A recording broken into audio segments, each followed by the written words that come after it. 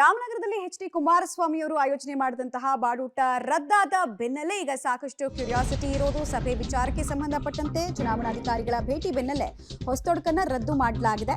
ಚುನಾವಣಾಧಿಕಾರಿಗಳ ಪರಿಶೀಲನೆಗೆ H D Kumaraswamy ಅವರು ವ್ಯಂಗ್ಯವನ್ನ ಕೂಡ ಮಾಡಿದ್ದಾರೆ.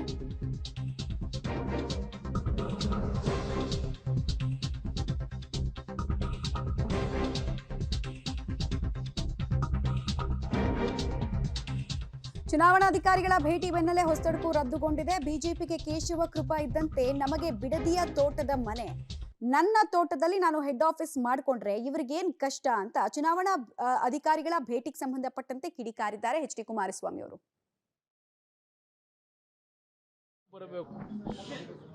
ನಾವು ಬಹುಶಃ ನಿನ್ನೆ ಅಶ್ವಥ್ ನಾರಾಯಣ ಅವರು ಪಕ್ಷದ ಕೆಲವು ಮುಖಂಡರುಗಳಿಗೆ ಕಳಿಸಿರ್ತಕ್ಕಂಥದ್ದು ಊಟಕ್ಕೆ ಬರಬೇಕು ಅಂತಕ್ಕಂಥದ್ದು ಕರೆದಿದ್ದಾರೆ. ಅಲ್ಲಿ ನನ್ನ ತೋಟದಲ್ಲಿ 100-120 ಜನ ಕೆಲಸಗಾರರು ಈಗಲೂ ಕೆಲಸ ಮಾಡ್ತಾ ಇದ್ದಾರೆ.